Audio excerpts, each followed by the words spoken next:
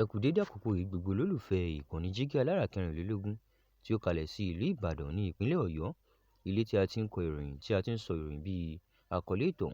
Ẹ̀yin olólùgbọ́ wa, ẹ ṣé bí ẹ kúkú ṣe ń bá wa kálọ o. Ojú tẹ fi ń wò wá kò ní fọ́, etí náà tẹ sì fi ń gbọ́ wa kò ní dì. Ajíbádé Emmanuel Olúwatómọ̀ ní orúkọ títí èmi. Ìròyìn tí mo sì mú wá fún yín lónìí ni ilé ẹ̀kọ́ Kogi dá àwọn olùkọ́ kan dúró lórí ẹ̀sùn ìbẹ̀rẹ̀ ìbálòpọ̀ fún àmì ẹ̀kọ́.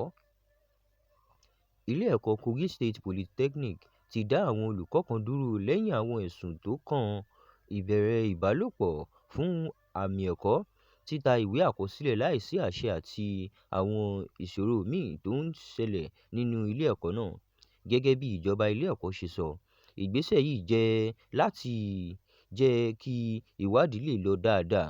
Wọ́n ní ilé ẹ̀kọ́ kò ní faramọ́ ìwà tí ò lè ba orúkọ ilé ẹjọ́ jẹ́ tàbí tó lè ṣe àwọn akẹ́kọ̀ọ́ ní ibi.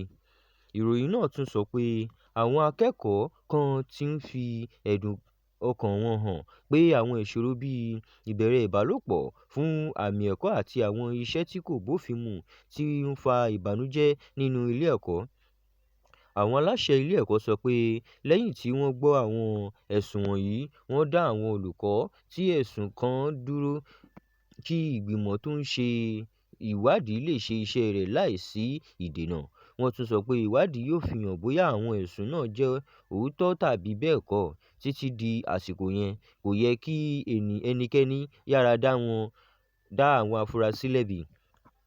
Àwọn akẹ́kọ̀ọ́ tí wọ́n bá àwọn akọ̀ròyìn sọ̀rọ̀ ni wọ́n ní inú wọn dùn pé ìjọba ilé ẹ̀kọ́ ti bẹ̀rẹ̀ sí í gbé ìgbésẹ̀. Wọ́n ní ohun tí wọ́n fẹ́ ni kí gbogbo akẹ́kọ̀ọ́ lè kọ́ ẹ̀kọ́ ní àlàáfíà àti láìsí ìbẹ̀rù. Àwọn òbí náà sọ pé wọ́n ń fi àwọn ọmọ wọn ránṣẹ́ sí ilé ẹ̀kọ́ láti kọ́ ẹ̀kọ́ kì í ṣe láti dojúkọ irú ìṣòro bẹ́ẹ̀. Wọ́n rọ ilé ẹ̀kọ́ pé kí wọ́n máa tẹ̀síwájú ní fífi ìwà rere sí ipò àkọ́kọ́. Àwọn amòye nípa ẹ̀kọ́ sọ pé ilé ẹ̀kọ́ tó bá fẹ́ ní orúkọ rere gbọ́dọ̀ máa gbọ́ ẹ̀dùn àwọn akẹ́kọ̀ọ́ kí wọ́n sì máa ṣe ìwádìí gbogbo ẹ̀sùn pẹ̀lú òdodo.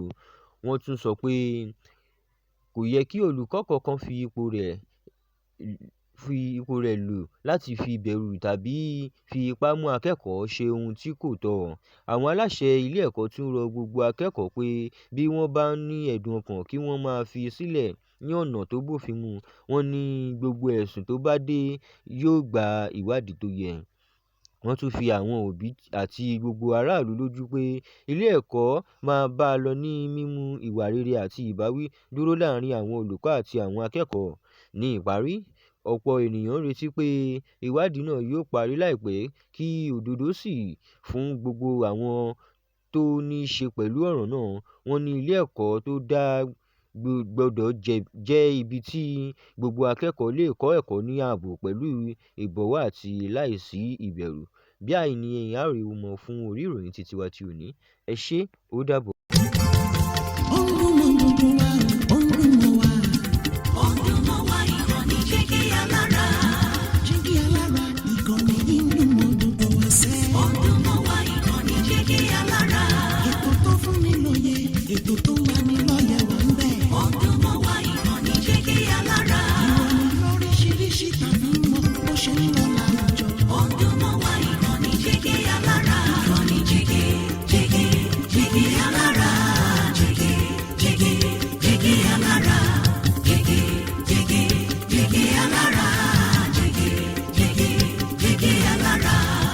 Ìkànnì Jígí Alára 24, bàbá gbogbo.